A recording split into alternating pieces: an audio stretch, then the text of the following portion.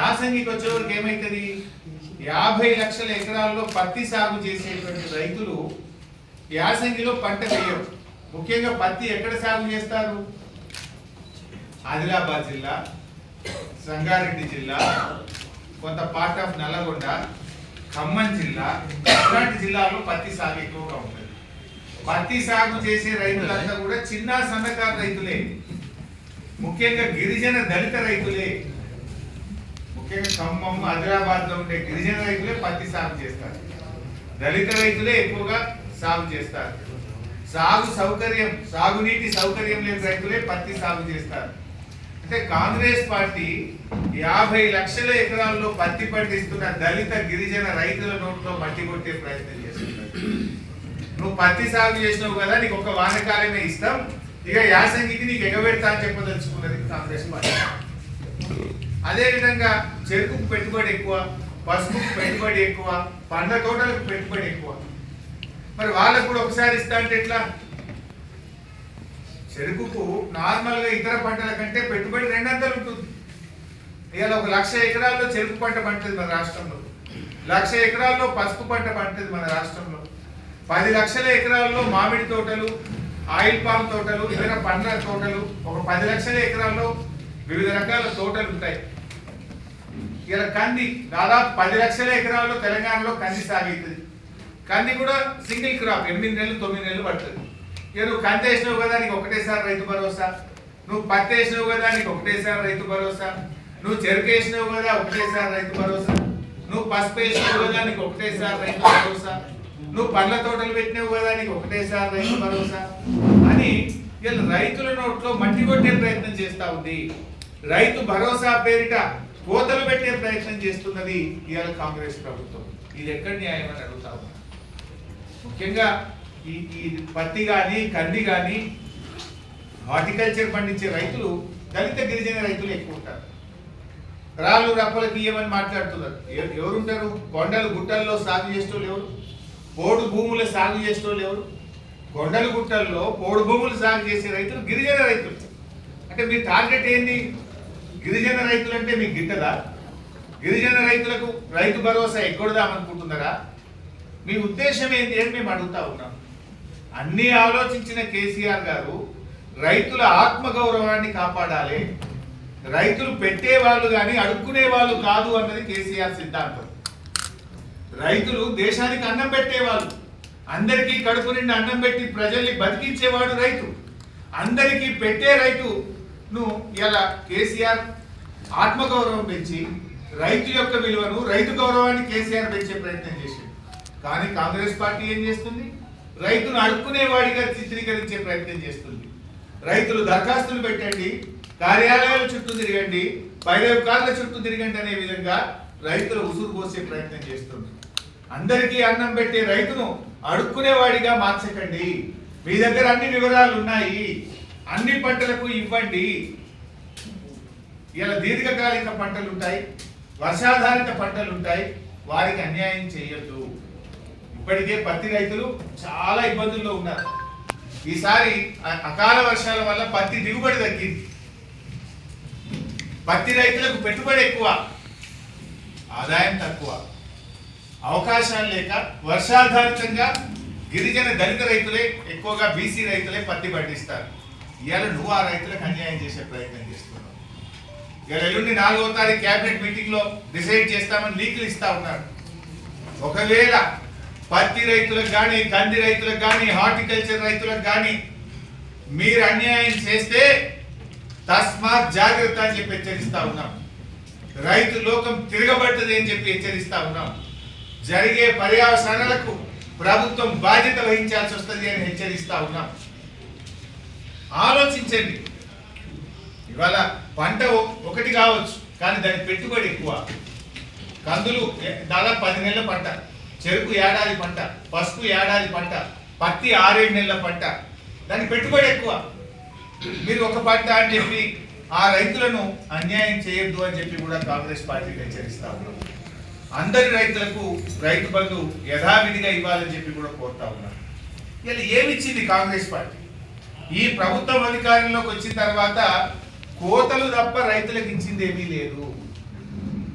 మీరు ఒకసారి గమనిస్తే రుణమాఫీ సగం మందికే అయింది. బోనస్ 10 పంటలకు బోనస్ ఇస్తామని మేనిఫెస్టోలో పెట్టింది కాంగ్రెస్ పార్టీ. ఒక్క పంటకే బోనస్ అన్నారు. ఆ ఒక్క పంటలో కూడా దొడ్డుకి ఇయ్యం, సన్నాలకే ఇస్తామన్నారు. అంటే పంటలకు బోనస్ విషయంలో కాంగ్రెస్ ఇచ్చింది 5%. ఎందుకంటే 10 రకాల పంటలకు బోనస్ అని ఒక్క పంటకు బోనస్ ఇచ్చిండ్రు. ఆ ఒక్క పంటలో కూడా దొడ్డు వాట్లకి ఇయ్యం, సన్నాలకే ఇస్తామన్నారు. అంటే 5%. రైతు భరోసా వానకాలం ఎగ్గొట్టిండ్రు. యాసంగిలో సగానికి సగం కోత పెట్టడానికి కుట్రలు చేస్తున్నారు. పంటల బీమా మేనిఫెస్టోలో పెట్టింది. అసెంబ్లీలో బడ్జెట్ స్పీచ్ లో చెప్పారు, ఈ సంవత్సరం నుంచి కాంగ్రెస్ పార్టీ పంటల బీమా ప్రారంభిస్తామన్నారు. వానకాలంలోనేమో ఏమైందా పంటల బీమా అంటే యాసంగికి వెళ్ళిస్తామన్నారు. ఇప్పుడు యాసంగి వచ్చింది, పంటల బీమా ఏమైందా అంటే మళ్ళీ వచ్చే సంవత్సరం చూస్తామన్నారు. అంటే పంటల బీమా గుండు సున్నా. రైతులకు వ్యవసాయ పనిముట్లు ఇస్తాం, అది సున్నా. ఒక్క పనిముట్లు ఈ సంవత్సరం ఇచ్చింది లేదు. పాడి రైతులకు 5 రూపాయల ప్రోత్సాహం అన్నారు, అది గాడిద గుడ్డు పెట్టింది. అన్ని ఉంటాయి, మీరు ఏమిచ్చారు? పాడి రైతులకు 5 రూపాయల ప్రోత్సాహం అని మేనిఫెస్టోలో పెట్టిరి, గాడిద గుడ్డు పెట్టిరి. వ్యవసాయ పనిముట్లు ఇస్తామంటారు, గుండు సున్నా పెట్టిరి. రైతులకు పంటల బీమా అంటారు, దాన్ని సున్నా పెట్టిరి. రైతు భరోసా సగానికి కోత పెట్టే కుట్ర చేయబడుతుంది. రుణమాఫీ సగమే చేస్తుంది. బోనస్ చెప్పిన దాంట్లో 5 పైసలు ఇచ్చిండ్రు, 95 పైసలు ఎగబెట్టిండ్రు. 24 గంటల కరెంట్ అందరూ, ఏడవైనా 16 గంటలకు మించి కరెంట్ వస్తుంది. ఇక మరి మీరు ఇచ్చింది ఏంటి? మీరు రైతులకు చేసింది ఏంటి అని నేను అడుగుతున్నా. ఒక్కటన్నా రైతులకు ఇచ్చిన హామీ మీరు నిలుపుకున్నారా? అరే 2 లక్షల మీద అప్పున్న వాళ్ళని ముఖ్యమంత్రి ఏమన్నాడు? ఓన్లీ బ్యాంకులలో జల్దీ కట్టుకుని మీకు ఎంతమన్నాడు. ముఖ్యమంత్రి మాట నమ్మి అప్పులు తెచ్చి 2 రూపాయలు 3 రూపాయల మిత్తికి తెచ్చి బ్యాంకులలో డబ్బులు కడితే ఆ 2 లక్షల పైన ఉన్న రైతులకు ఇవ్వాలటికి రుణమాఫీ అయితే లేదు. నేను అడుగుతా ఉన్నా, 2 లక్షల పైన ఉన్నటువంటి రైతులకు ఎప్పుడు రుణమాఫీ చేస్తారో కట్ ఆఫ్ డేట్ పెట్టండి. ముఖ్యమంత్రి గారు ఇచ్చిన వాగ్దానాన్ని అమలు పరచు. బాండ్ పేపర్లు నేను రాసిచ్చినావు కదా 7,500 ఇస్తాను. వెంటనే వానకాలం యాసంగి పైసలు 15,000 రూపాయలు విడుదల చేయాలని చెప్పి కూడా ఈరోజు బీఆర్ఎస్ పార్టీ డిమాండ్ చేస్తుంది. అదేవిధంగా వ్యవసాయ కూలీలు, ఇప్పుడు వ్యవసాయ కూలీలకు 28వ తారీఖు నాటే డబ్బులు ఇస్తా అని ఉప ముఖ్యమంత్రి గారు స్టేట్మెంట్ ఇచ్చారు. మరి డిసెంబర్ 28 పోయింది, జనవరి 1వ తారీఖు వచ్చింది, మాట తప్పింది. ఎందుకు లేట్ అయిందని తెలుసుకుంటే దాంట్లో కూడా ఎట్లా వడబోత చేయొచ్చని బాగా కష్టపడి పనిచేస్తుండట, ఏది వేస్తారట. వ్యవసాయ కూలీలను తగ్గించడానికి, తక్కువ మందికి ఇవ్వడానికి ఇలా ఏరివేతకు బాగా కష్టపడుతున్నారట సెక్రటరీతో. ఈ రాష్ట్రంలో 54 లక్షల ఉపాధి హామీ కార్డులు ఉన్నాయి. 54 లక్షల ఉపాధి హామీ కార్డులు ఉన్నాయి. దీని కింద 1,04,00,000 మంది కూలీలు పనిచేస్తున్నారు. అంటే భార్య భర్త కావచ్చు, తండ్రి కొడుకు కావచ్చు, ఒక కార్డు మీద కుటుంబానికి ఒక కార్డు ఉంటుంది. 54 లక్షల ఉపాధి హామీ కార్డులు, 1,04,00,000 మంది కూలీలు పనిచేస్తూ ఉన్నారు. అంటే మరి ఉపాధి హామీలో పనికి పోతున్నారంటే ఎవరు పోతారు? బతుకుదేరు లేనటువంటి వాళ్ళు. కూలీ కనుకనే కూలి పనికి పోతారు. మరి అక్కడ మళ్ళీ ఏరువేత ఎందుకు? ఇప్పుడు అక్కడ ఏంటట, నీకేమైనా భూమి ఉన్నదా అని చూస్తారట. గుంట ఉన్నదా, 5 గుంటలు ఉన్నదా, 3 గుంటలు ఉన్నదా, 2 గుంటలు ఉన్నదా, అర్ధ ఎకరం ఉన్నదా, పావు ఎకరం ఉన్నదా. పావు ఎకరంలో పంట పండుతుందా? వాళ్ళు బతుకుతారా?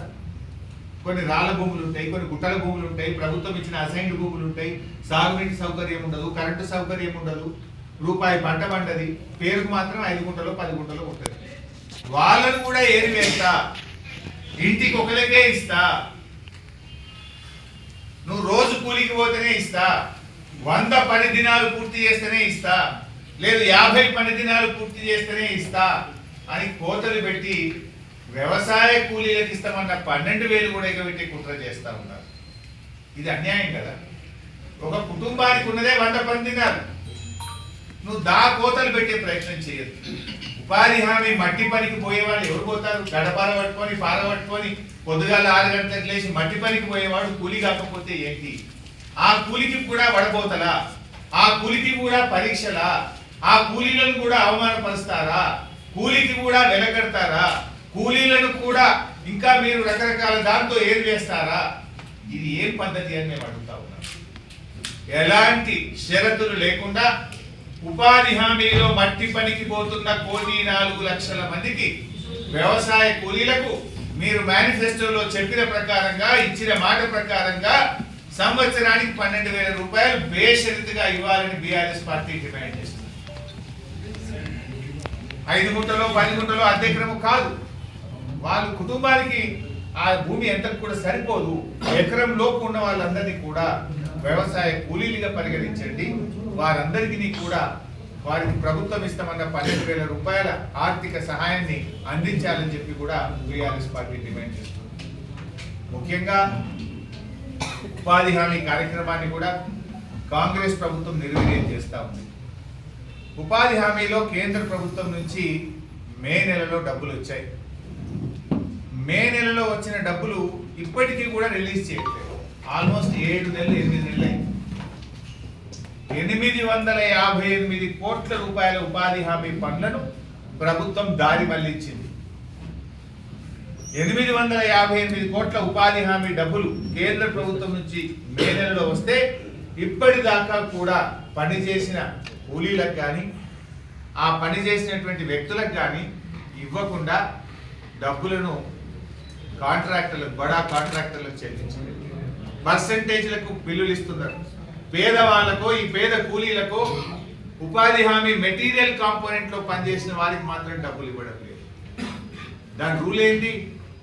3 నెలలు దాటితే ఇంట్రెస్ట్ కట్టాలి రాష్ట్ర ప్రభుత్వం. కేంద్ర ప్రభుత్వం డబ్బులు ఇచ్చిన 3 నెలల్లోగా చెల్లించకపోతే రాష్ట్ర ప్రభుత్వం వడ్డీతో సహా కేంద్ర ప్రభుత్వానికి తిరిగి కట్టాల్సి ఉంటుంది. అంటే ఏంది మీరు నియమ నిబంధనలు లేవా? 3 నెలలు కాదు 7 నెలలు 8 నెలలు అయినా ఎందుకు ఉపాధి హామీ డబ్బులు చెల్లిస్తలేరు అని నేను అడుగుతా ఉన్నా. రాష్ట్రం నష్టపోతుంది కదా. ఇప్పటికే కేంద్ర ప్రభుత్వం స్పర్శ్ అనేటువంటి కొత్త కార్యక్రమం దేశంలో 7 రాష్ట్రాల్లో తీస్తున్నారు. అందులో తెలంగాణ కూడా ఉన్నది. అంటే రాష్ట్రానికి డబ్బులు ఇయ్యరు, వాళ్ళు డైరెక్ట్ పనిచేసేటోళ్ళకే కేంద్ర ప్రభుత్వం ఇస్తుంది. ఇక మీరు ఇట్లా చేస్తూనే వాళ్ళు బదిలీ. రాష్ట్ర ప్రభుత్వం వాటా చారణ నువ్వు కడితే బారణ వాళ్ళు రిలీజ్ చేస్తారు. డైరెక్ట్ పనిచేసిన వాళ్ళకి పోతాయి. ఇక ఈ రాష్ట్ర గవర్నమెంట్ ఖజానాలకు వస్తే 7 నెలలు 8 నెలలు మీరు ఇస్తలేరని, పనులు కుంటుపడుతున్నాయని, ఉపాధి హామీ లక్ష్యం నెరవేర్తలేదని కేంద్రం ఇప్పుడు కొత్త నిర్ణయం తీసుకుంటుంది. స్పర్శలో తెలంగాణ కూడా పెట్టింది. ఇప్పుడు మేము డిమాండ్ చేస్తున్నాం, తక్షణమే ఉపాధి హామీలో చేసిన పనులకు కేంద్ర ప్రభుత్వం ఇచ్చిన 858 కోట్లు విడుదల చేయాలని బీఆర్ఎస్ పార్టీ ఈరోజు డిమాండ్ చేస్తూ ఉంది. రాష్ట్రానికి మొత్తానికి సంబంధించింది నిఘా వ్యవస్థ అనేది చాలా చాలా ముఖ్యమైనటువంటి. వెనకట రాజులైనా మన దేశ ప్రభుత్వం అయినా రాష్ట్ర ప్రభుత్వం అయినా ఈ దేశం యొక్క అంతర్గత భద్రత, శాంతి భద్రతలు అనేటువంటి దాన్ని అత్యంత ప్రాధాన్యతగా ఏ ప్రభుత్వం అయినా కూడా చేస్తుంది. ఎందుకంటే ఒక జిల్లాలోనైనా ఒక రాష్ట్రంలో ఎవరైనా పెట్టుబడులు పెట్టాలంటే నేషనల్ క్రైమ్ బ్యూరో వెళ్ళి చూస్తారు. క్రైమ్ రేట్ ఎంతున్నది, క్రైమ్ జరిగితే ఎంతమందిని వీళ్ళు పట్టుకుంటున్నారు, ఎన్ని మర్డర్లు అవుతున్నాయి, ఎన్ని రేప్ కేసులు అవుతున్నాయి, ఈ రాష్ట్రంలో పెట్టుబడులు పెట్టచ్చా పెట్టరాదా అని ఎవరైనా చూసుకొని ఇతర దేశాల వాళ్ళు కానీ ఇతర రాష్ట్రాల వాళ్ళైనా పెట్టుబడి పెట్టేటప్పుడు చూసుకుంటారు. బాధ కలిగే అంశం ఏంటంటే తెలంగాణ ఇప్పుడు ఎల్లో జోన్లకు పోయింది. ఇక కొద్దిగా అయితే రెడ్ జోన్లకు పోయినట్టు. కేసీఆర్ ఉన్న 10 ఏళ్లలో ఎప్పుడు ఎల్లో జోన్కు పోలే పైసా, వీఆర్ గ్రీన్ జోన్. కేసీఆర్ గారి 10 ఏళ్లలో తెలంగాణ ఎప్పుడు గ్రీన్ జోన్లోనే ఉన్నది. కానీ రేవంత్ రెడ్డి వచ్చిన 7 ఏడాది కాలంలో ఎల్లో జోన్కు పోయింది. ఇప్పుడు రెడ్కు బార్డర్లు ఉన్నది. ఇక 4 రోజులైతే రెడ్ జోన్లో పోయింది. దక్షిణ భారతదేశంలో ఎల్లో జోన్లో ఉన్న ఒకే ఒక్క రాష్ట్రం తెలంగాణ రాష్ట్రం. బాంబే తర్వాత, బాంబే ఎల్లో జోన్ ఉన్నది, ఇవాళ తెలంగాణ కూడా ఎల్లో జోన్లోకి పోయింది. రాష్ట్రంలో క్రైమ్ రేట్ 23% పెరిగింది. పోయిన సంవత్సరానికంటే తెలంగాణ రాష్ట్రంలో క్రైమ్ రేట్ 23% పెరిగింది. రేప్ కేసులు 29% పెరిగినాయి. దళిత గిరిజనుల మీద రేప్ కేసులు 12% పెరిగినాయి ఈ రాష్ట్రంలో. ఎటుపోతుంది ఈ రాష్ట్రం? పోలీసులు మంచి పోలీసులు, తెలంగాణ పోలీసులు the best police in the country. ఒకప్పుడు గుజరాత్ వాళ్ళు, మహారాష్ట్ర వాళ్ళు తెలంగాణకు వచ్చి నేర్చుకుందరు. క్రైమ్ డిటెక్షన్ రేషియో మీ తెలంగాణలో చాలా బాగుంది, అసలు ఎందుకు ఇంత ఫాస్ట్గా మీరు దొంగల్ని పట్టుకుంటున్నారు, ఎట్లా పట్టుకుంటున్నారు అని మహారాష్ట్ర, కర్ణాటక, గుజరాత్ లాంటి రాష్ట్రం వాళ్ళు తెలంగాణకు వచ్చి నేర్చుకొని పోయింది. కానీ ఇవాళ ఏమైపోయింది? ఏడాది లోపలనే ఎందుకు ఇంత ఆగమవుతున్నది? మరి అదే పోలీసులు కదా, తెలంగాణ పోలీసులు దేశానికి ఆదర్శంగా ఉన్న పోలీసులను ఇవాళ రేవంత్ రెడ్డి గారి ప్రభుత్వం వాళ్ళని ఇతర అవసరాలకు వాడి, రాజకీయ కక్షల కోసం వాడి తెలంగాణ ప్రతిష్టను మంటగలుపుతున్నాడు, తెలంగాణ పోలీసుల ఆత్మ గౌరవాన్ని దెబ్బతీస్తున్నాడు ఇవాళ రేవంత్ రెడ్డి గారు. అసలు చాలా మంచి మంచి సాఫ్ట్వేర్ ఉండేది మన దగ్గర. హ్యాక్ ఐ, ఎవరైనా మహిళలు ఇంట్లో నుంచి బయటకు పోతే హ్యాక్ ఐలో రిజిస్టర్ చేసుకొని పోతే సేఫ్గా ఆమె మళ్ళా ఇంటికి చేరేదాకా పోలీసులు మానిటర్ చేసేవారు. 23 లక్షల మంది మహిళలు హ్యాక్ ఐలో రిజిస్ట్రేషన్ చేసుకున్నారు. ఇలా హ్యాక్ ఐ అనేది బంద్ అయిపోయింది రాష్ట్రంలో. ఈ పెట్టి అనే ఈ పెట్టి కేసెస్ అనే సాఫ్ట్వేర్ ఉండేది, అది కూడా బంద్ అయిపోయింది. అరే కొత్తవి పెడతారా, ఇంకిన్ని మంచివి తీసుకొస్తారా? ఉన్న సాఫ్ట్వేర్ ఎవరైనా బంద్ చేసుకుంటారా? ఈ పెట్టి కేసు బంద్ అయిపోయింది, హ్యాక్ అయి బంద్ అయిపోయింది. అంటే రాష్ట్రంలో ఈరోజు పెట్రోలింగ్ వ్యవస్థ పూర్తిగా దెబ్బతిన్నది. డయల్ 100 కూడా చాలా దారుణంగా ఫెయిల్ అయిపోయింది. బీఆర్ఎస్ ప్రభుత్వం ఉన్నప్పుడు డయల్ 100కి ఎవరైనా ఫోన్ చేస్తే 3 నుంచి 5 నిమిషాల్లో పోలీసులు అక్కడికి చేరుకునేవారు. ఇవాళ డయల్ 100కి ఎవరైనా ఫోన్ చేస్తే దాదాపు 7-8 నిమిషాలు 10 నిమిషాలు పడుతుంది. మరి అప్పుడు 3 నిమిషాలకు 5 నిమిషాలకు వచ్చింది ఎట్లా? ఇప్పుడు 7 నుంచి 10 నిమిషాలు అయింది ఎట్లా? ఏమైంది? ప్రభుత్వం మారగానే మారుతుందా? అంటే అక్కడ టెక్నాలజీని సరిగా వాడతలేదు, అక్కడ స్టాఫ్ను తగ్గించారు, నిర్లక్ష్యం అవుతా ఉంది. ఆ రింగ్ టోన్ ఏందో పెట్టింది కొత్తగా 40 సెకండ్లు ఆ రింగ్ టోనే నడుస్తుంది. డయల్ 100 చేసినప్పుడు ఒక్కొక్క సెకండ్ ముఖ్యం. ఒక్కొక్క 5 సెకండ్లలోనే అక్కడ ప్రాణాలు పోతుంటాయి. 5 సెకండ్లలోనే ఒక ప్రాణాన్ని కాపాడే అవకాశం ఉంటుంది. డయల్ 100 పనితీరు రేవంత్ రెడ్డి ప్రభుత్వంలో దారుణంగా పడిపోయింది. ఆనాడు 3 నుంచి 5 నిమిషాలు ఉంటే మరి ఈరోజు 5 నుంచి 7 నిమిషాలకు వచ్చింది. యాక్చువల్గా కేసీఆర్ గారు 9 సంవత్సరాలు ఏమనంటే తెలంగాణ పోలీస్ లోగో మార్చినాం. లోగోలు మారిస్తే ఏమొస్తుంది? తెలంగాణ బతుకుదెరువు మారుస్తా అని చెప్పిన రేవంత్ రెడ్డి తెలంగాణ తల్లిని మారుస్తా, పోలీస్ లోగోని మారుస్తా, తెలంగాణ సింబల్ మారుస్తా, ఇంకేదో మారుస్తా. ఇవి మార్చుడు తప్ప నువ్వు మార్చింది ఏంది? నువ్వు చెప్పిందేమో తెలంగాణ ప్రజల జీవితాల్లో కొత్త వెలుతురు తెస్తా, బతుకు తెరువు మారుస్తా అన్నావు. కానీ నువ్వు మారుస్తున్నదేమో టీజీని టీఎస్ను టీజీ చేస్తా, తెలంగాణ తల్లిని మారుస్తా, తెలంగాణ పోలీస్ లోగో మారుస్తా, తెలంగాణ రాష్ట్ర సింబల్ మారుస్తా. దీంతో ప్రజల జీవితాలు మారుతాయా? ప్రజల బతుకు తెరువులు మారుస్తా అని చెప్పినావు కదా. నువ్వు చేస్తున్నదే పోలీసు లోగోలు మార్చుడు కాదు, పోలీసులకు అవసరమైన సాంకేతికతను అందించు, పోలీసులకు అవసరమైన నిధులు అందించు, పోలీసులను వాళ్ళ పని వాళ్ళని చేసుకొని. పోలీసులు ఎంతసేపు ప్రతిపక్షముల మీద కేసులు పెట్టు, సోషల్ మీడియాలో పోస్ట్ పెట్టిండు, వాని లోపలే వీని లోపలే. ఈ పనులు కాదు కదా పోలీసులు. పోలీస్ స్టేషన్కి వస్తున్నాయి, మిగతా పోలీస్ స్టేషన్లకు వస్తారు. ఇప్పుడు మళ్ళీ పాత పద్ధతి, ఎవరైనా దొంగలు రౌడీ షీటర్లు ఉంటే ఆ రౌడీ షీటర్ అరే భయ్ మా ప్రింటర్ పని చేస్తుంది కొనుక్కరా, అరే భయ్ మా అదేదో వైట్ పేపర్లు అయిపోయినాయి కొనుక్కరా, గాడికి వచ్చింది మళ్ళీ పాత పద్ధతికి వచ్చింది కదా. ఎందుకు విడుదల చేస్తలేరు అని నేను అడుగుతా ఉన్నాను. పాపం ఆరోగ్య భద్రత నెలకు 300 కట్టాడు ప్రతి పోలీస్ కానిస్టేబుల్. ఆయన కుటుంబ సభ్యులకు తల్లిదండ్రులకు అనారోగ్యం అయితే ఆరోగ్య భద్రత కార్డు ఉంటే భరోసా ఉండేది, ఏ రోగం వచ్చినా కూడా మంచి వైద్యం చేయించుకొని వద్దు. కానీ ఇప్పుడు ఆరోగ్య భద్రత ఆరోగ్యశ్రీ కంటే అధ్వానం అయిపోయింది. పోలీసులకు ఉన్న ఆరోగ్య భద్రత కార్డు ఆరోగ్యశ్రీ కంటే అధ్వానం అయిపోయింది. అది పట్టుకొని పోతే బెడ్స్ ఖాళీ లేవని అటేలో కొడుతున్నాడు దవాఖానలో. నేను అడుగుతున్నా రేవంత్ రెడ్డి గారిని, ఈ ఏడాది కాలంలో ఆరోగ్య భద్రత కింద ఎంతమంది సిబ్బందికి ట్రీట్మెంట్ ఇచ్చారు, ఏ ఆసుపత్రుల్లో ఇచ్చారు, ఎంత డబ్బు కట్టారో వైట్ పేపర్ విడుదల చేయండి. పాపం ఇలా ఆరోగ్య భద్రత కార్డులు పనిచేయక కుటుంబ సభ్యులు వాళ్ళ ఆరోగ్యం దెబ్బతింటే అప్పుల పాలవుతున్నారు మా పోలీసులు. రిటైర్ అయిన పోలీస్ కానిస్టేబుళ్లకు ఎస్ఐలకు కూడా పైసలు వస్తాయి. వాళ్ళు దాచుకున్న ఆరోగ్య భద్రతలో కొన్ని డబ్బులు సేవింగ్స్ ఉంటాయి కదా, వాళ్ళ సొంత డబ్బులు జీతంలో కట్ అయితే పిల్లల చదువులకో ఇంటిలోకో తెచ్చుకుంటారు. ఆ డబ్బులు కూడా విడుదలైతలేవు. ఇవ్వాలి హోంగార్డులకు పర్మనెంట్ చేస్తా, మీకు జాబ్ సెక్యూరిటీ ఇస్తా, మీకు బేసిక్ పే ఇస్తాను రేవంత్ రెడ్డి హోంగార్డులకు మాట ఇచ్చిండు, మేనిఫెస్టోలో పెట్టిండ్రు. ఇవాళ హోంగార్డులకు చెప్పిన మాట అమలైతలేదు, బేసిక్ పే వస్తలేదు, 1వ తారీఖు జీతం అంతకంటే వస్తలేదు. హోంగార్డుల జీతం 20 తారీఖు, 10 తారీఖు, 15 తారీఖు వస్తున్నది. హోంగార్డులకు పెంచుతారన్న జీతం ఇంతవరకు పెంచలేదు. ఏ పోలీసింగ్ అన్నాడు. అరే అందరికి ఒకటే ఉండాలి కదా, సమాన పనికి సమాన వేతనం. నేను హెడ్ కానిస్టేబుల్ కుటుంబంలోకి వెళ్ళి వచ్చిన, మా అన్న కానిస్టేబుల్ ఉండే, నాకు పోలీసు వాళ్ళ కష్టాలు తెలుసు, నేను ఏ పోలీసింగ్ తెస్తా అని రేవంత్ రెడ్డి మాట్లాడాడు.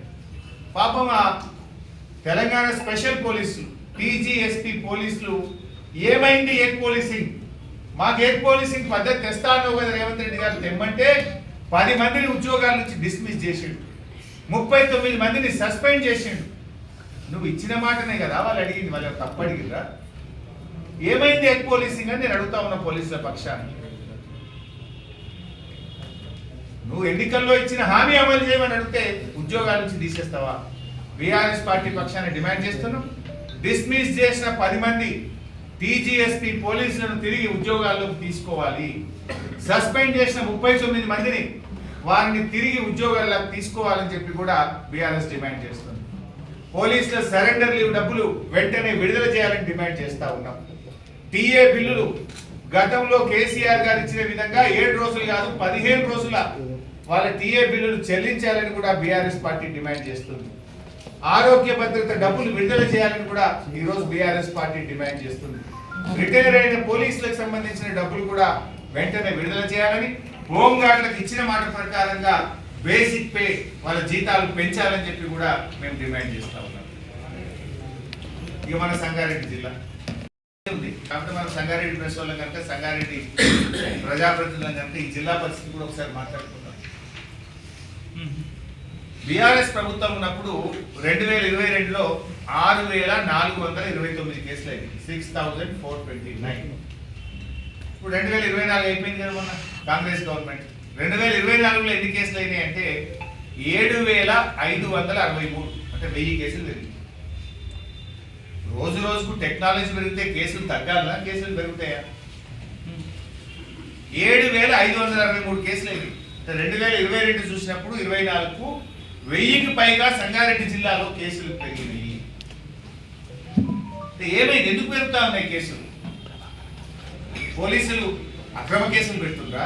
పోలీసుల మీద ఒత్తిడి పెట్టి ఈ కాంగ్రెస్ ప్రభుత్వం అనవసరంగా బీఆర్ఎస్ కార్యకర్తల మీద, సోషల్ మీడియా యాక్టివిస్టుల మీద కేసులు ఎక్కువ పెట్టిస్తున్నారా? నిఘా విభాగం పనిచేయడం లేదా? ఎస్బీ డిపార్ట్మెంట్ పనిచేయడం లేదా? ముందస్తు చర్యలు తీసుకోవడంలో ఫెయిల్ అవుతున్నామా? కారణం ఏంటి అని నేను అడుగుతా ఉన్నా. ఇలా సంగారెడ్డి జిల్లాలో అత్యాచారాలు 31% పెరిగినాయి పైసలు.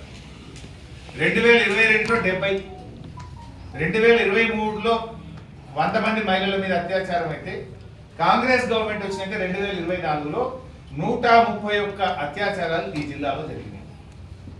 ఎందుకు పెరుగుతా ఉన్నాయి మహిళల మీద అఘాయిత్యాలు? ఎందుకు పెరుగుతా ఉన్నాయి మహిళల మీద అత్యాచారాలు నేను అడుగుతా ఉన్నా.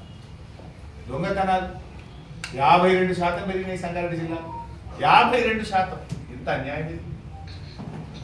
అప్పుడు గదే పోలీసులు, ఇప్పుడు గదే పోలీసులు కదా. కేసీఆర్ గవర్నమెంట్ లో తక్కువ ఎందుకు, కాంగ్రెస్ గవర్నమెంట్ లో ఎక్కువ ఎందుకు? దొంగతనాలు 2023లో 420 ఉంటే 2024లో 639 దొంగతనాలు జరిగినాయి సంగారెడ్డి జిల్లా. It is failure of this government. Home మినిస్టరే ముఖ్యమంత్రి, ముఖ్యమంత్రే హోమ్ మినిస్టర్ అంటే ఇది ముఖ్యమంత్రి యొక్క వైఫల్యము, రాష్ట్ర ప్రభుత్వం యొక్క వైఫల్యం తప్ప మా పోలీసుల వైఫల్యం కాదు. ఎందుకు? మరి ఇదే పోలీసులు కదా గతంలో మంచిగా పనిచేశారు, ఇదే పోలీసులు కదా దేశానికి ఆదర్శంగా ఉన్నారు. ఎందుకు పోలీస్ వ్యవస్థ ఫెయిల్ అవుతా ఉంది అంటే నిఘా విభాగం చేయాల్సిన పని చేస్తలేదు, ఎస్బీ విభాగం చేయాల్సిన పని చేస్తలేదు, పోలీసులను వాళ్ళ పనిని వాళ్ళని చేయించుకోనియకపోవడం వల్ల, టెక్నాలజీ ఇవ్వకపోవడం వల్ల, నిధులు విడుదల కాకపోవడం వల్ల మన రాష్ట్ర పోలీస్ విభాగం దెబ్బతింటాం. దొంగతనాలు 52% పెరిగినాయి పైసలు, ఇక దోపిడీలు అయితే 112% పెరిగినాయి, డబుల్ కంటే ఎక్కువ. 2022లో 9 దోపిడీలు, 2023లో 17 దోపిడీలు, 2024కు వస్తే సంగారెడ్డి జిల్లాలో 36 దోపిడీలు జరిగినాయి. 112% పెరిగినాయి దోపిడీలు. అదేవిధంగా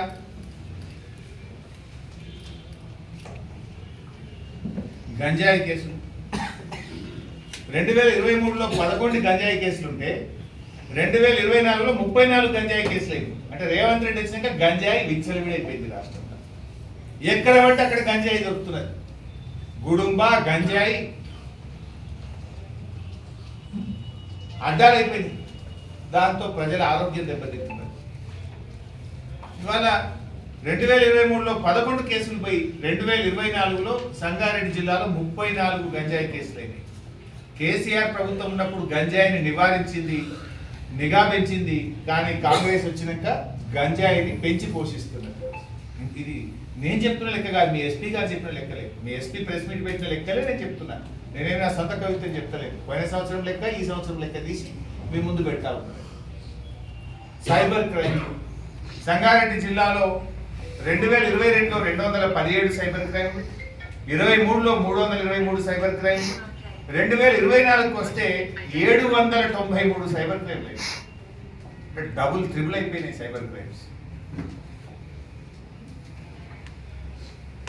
అప్పుడేమో సైబర్ కంట్రోలింగ్ ఉంటుండే కేసీఆర్ గారి ప్రభుత్వం. ఎప్పటికప్పుడు ప్రజల్లో అవగాహన కల్పించిన 1930 గురించి స్కూళ్ళల్లో, కాలేజీల్లో, కాలనీల్లో రెగ్యులర్గా చేసేవాళ్ళు. ఇప్పుడు ఆ పరిస్థితి లేదు. ఒక సంగారెడ్డి జిల్లాలో సైబర్ క్రైమ్స్ 400% పెరిగింది, 400 టైమ్స్. ఈ రకంగా రాష్ట్రంలో లా అండ్ ఆర్డర్ దెబ్బతిని ప్రజల ధన మాన ప్రాణాలకు రక్షణ లేకుండా పోయింది ఈరోజు రాష్ట్రం. ఆ రోజు బీఆర్ఎస్ ప్రభుత్వం ఉంటే ఒక భరోసా, ఒక నమ్మకం, షీ టీమ్స్ పెట్టి మహిళలకు రక్షణ కల్పించాం. కానీ కాంగ్రెస్ ప్రభుత్వం వచ్చిన తర్వాత లా అండ్ ఆర్డర్లో పూర్తిగా ఫెయిల్ అయిపోయింది. ఇవి మన कम्युनल राइट्स इससे पहले कभी भी नहीं हुआ। एक साल में 10 कम्युनल राइट्स हो गए तेलंगाना के। वीडियो फुटेज रिलीज करें, असेंबली में एक तरफ हमारा वीडियो फुटेज रिलीज करें, फिर जयनूर का फोटो वीडियो क्यों नहीं रिलीज करते, मैं पूछना चाहता हूं। वो भी रिलीज करो ना, मालूम होता। तो ఈ రకంగా కమ్యూనల్ రైట్స్ కూడా పెరిగినాయి రాష్ట్రంలో, మత కలహాలు కూడా పెరిగి ఇవాళ ప్రజలు టెన్షన్లో ఉన్నటువంటి పరిస్థితి కలిగింది. మొత్తంగా ఈ ప్రభుత్వం ప్రజలకు శాంతి భద్రతల్ని అందించడంలో, లా అండ్ ఆర్డర్ మెయింటైన్ చేయడంలో పూర్తిగా ఈ ప్రభుత్వం ఫెయిల్ అయిపోయింది. చివరగా నేను విజ్ఞప్తి చేసేది ఒకటే, రాష్ట్రంలో రైతుల పక్షాన రైతు భరోసాలో కోతలు పెట్టకండి, అర్థం చేసుకోండి. లోతైన విశ్లేషణ అవసరం. ఏ రకంగా రైతులకు కోతలు పెట్టాలని కాదు ఆలోచించాల్సింది, ఏ రకంగా రైతులకు మేలు చేయాలి, ఏ రకంగా రైతులకు సహాయపడాలన్నదే ప్రభుత్వం ఆలోచించాలి. నువ్వు పత్తి వేసుకున్నావు కనుక నీకు ఎగబెడతా, నువ్వు చెరుకు వేసినావు ఎగబెడతా, నువ్వు కంది వేసినావు ఎగబెడతా, నువ్వు హార్టికల్చర్ పండ్ల తోటలు పెట్టినావు నీకు ఎగబెడతా, ఇది కాదు. నీకు ఎట్లా అందిస్తా, రైతుని ఎట్లా నిలబెడతా, రైతు ఆత్మగౌరవాన్ని ఎట్లా పెంచుతా అని ప్రభుత్వం ఆలోచించాలి తప్ప రైతుకి ఎట్లా కోత పెడతా అని ఆలోచించకూడదు అని చెప్పి మేము విజ్ఞప్తి చేస్తా ఉన్నాం. రైతుల పక్షాన 2 లక్షల పైన ఉన్నటువంటి రైతులు తక్షణమే ఇచ్చిన మాట ప్రకారంగా రుణమాఫీ పూర్తి చేయాలని, ఈ రైతు భరోసా ఎకరానికి 15,000 రూపాయల డబ్బు విడుదల చేయాలని, షరతులు లేకుండా కోతలు లేకుండా గతంలో పార్టీ ఇచ్చిన ప్రకారంగా రైతు భరోసా డబ్బులు అందించాలని చెప్పి డిమాండ్ చేస్తూ సెలవు. కాబట్టి మన సంగారెడ్డి ప్రెస్ వాళ్ళం కనుక, సంగారెడ్డి ప్రజాప్రతినిధులం కనుక ఈ జిల్లా పరిస్థితి కూడా ఒకసారి మాట్లాడుకుందాం.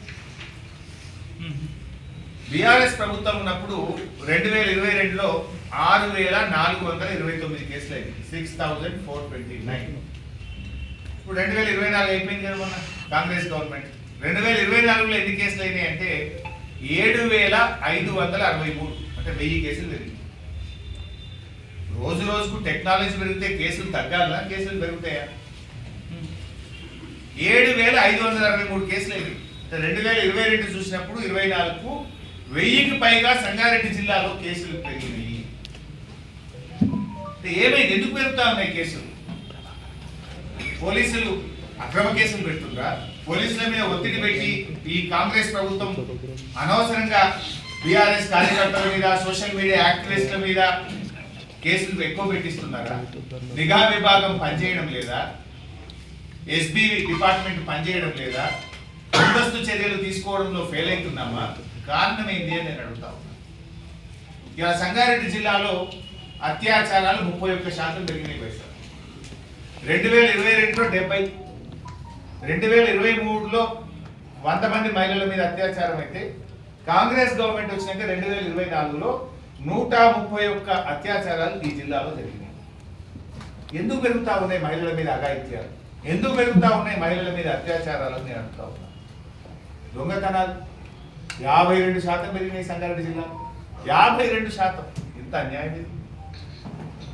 అప్పుడు గదే పోలీసులు, ఇప్పుడు గదే పోలీసులు కదా. కేసీఆర్ గవర్నమెంట్ లో తక్కువ ఎందుకు, కాంగ్రెస్ గవర్నమెంట్ లో ఎక్కువ ఎందుకు?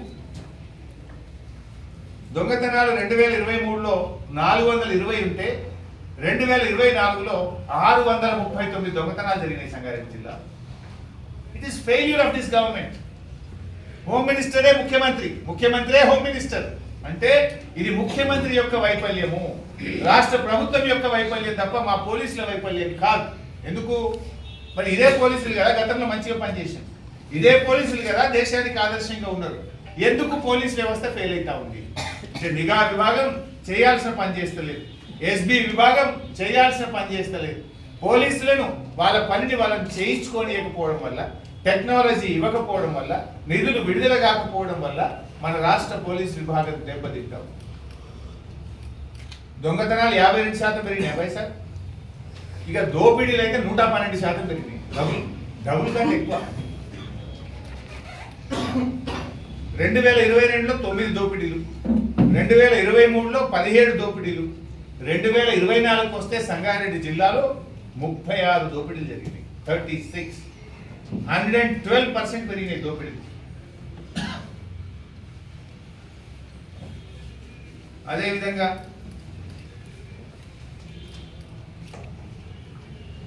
గంజాయి కేసులు 2023లో 11 గంజాయి కేసులుంటే 2024లో 34 గంజాయి కేసులు అయింది. అంటే రేవంత్ రెడ్డి వచ్చినాక గంజాయి విచ్చలవిడైపోయింది రాష్ట్రంలో. ఎక్కడ పడితే అక్కడ గంజాయి దొరుకుతున్నది. గుడుంబ గంజాయి అడ్డాలైపోయింది. దాంతో ప్రజల ఆరోగ్యం దెబ్బతింటున్నది. ఇవాళ 2023లో 11 కేసులు పోయి 2024లో సంగారెడ్డి జిల్లాలో 34 గంజాయి కేసులు అయినాయి. కేసీఆర్ ప్రభుత్వం ఉన్నప్పుడు గంజాయిని నివారించింది, నిఘా పెంచింది. కానీ కాంగ్రెస్ వచ్చినాక గంజాయిని పెంచి పోషిస్తున్నది. ఇది నేను చెప్తున్న లెక్క కాదు, మీ ఎస్పీ గారు చెప్పిన లెక్కలే, మీ ఎస్పీ ప్రెస్ మీట్ పెట్టిన లెక్కలే నేను చెప్తున్నా. నేనేమి నా సొంత కవిత్వం చెప్తలేదు. పోయిన సంవత్సరం లెక్క, ఈ సంవత్సరం లెక్క తీసి మీ ముందు పెడతా ఉన్నాను. సైబర్ క్రైమ్ సంగారెడ్డి జిల్లాలో 2022లో 217 సైబర్ క్రైమ్, 23లో 323 సైబర్ క్రైమ్, 2024కు వస్తే 793 సైబర్ క్రైమ్లు అయినాయి. డబుల్ ట్రిపుల్ అయిపోయినాయి సైబర్ క్రైమ్స్. అప్పుడేమో సైబర్ కంట్రోలింగ్ ఉంటుండే కేసీఆర్ గారి ప్రభుత్వం. ఎప్పటికప్పుడు ప్రజల్లో అవగాహన కల్పించిన 1930 గురించి స్కూళ్ళల్లో, కాలేజీల్లో, కాలనీల్లో రెగ్యులర్గా చేసేవాళ్ళు. ఇప్పుడు ఆ పరిస్థితి లేదు. ఒక సంగారెడ్డి జిల్లాలో సైబర్ క్రైమ్స్ 400% పెరిగింది, 400 టైమ్స్. ఈ రకంగా రాష్ట్రంలో లా అండ్ ఆర్డర్ దెబ్బతిని ప్రజల ధన మాన ప్రాణాలకు రక్షణ లేకుండా పోయింది ఈరోజు రాష్ట్రం. ఆ రోజు బీఆర్ఎస్ ప్రభుత్వం ఉంటే ఒక భరోసా, ఒక నమ్మకం. షీ టీమ్స్ పెట్టి మహిళలకు రక్షణ కల్పించాం. కానీ కాంగ్రెస్ ప్రభుత్వం వచ్చిన తర్వాత లా అండ్ ఆర్డర్ లో పూర్తిగా ఫెయిల్ అయిపోయింది. ఇవి మన కమ్యూనల్ రైట్స్. कम्युनल राइट्स इससे पहले कभी भी नहीं हुआ. एक साल में 10 कम्युनल राइट्स हो गए तेलंगाना के. वीडियो फुटेज रिलीज करें असेंबली में, एक तरफ हमारा वीडियो फुटेज रिलीज करें, फिर जयनूर का फोटो वीडियो क्यों नहीं रिलीज करते, मैं पूछना चाहता हूं. वो भी रिलीज करो ना, मालूम होता. तो ఈ రకంగా కమ్యూనల్ రైట్స్ కూడా పెరిగినాయి రాష్ట్రంలో.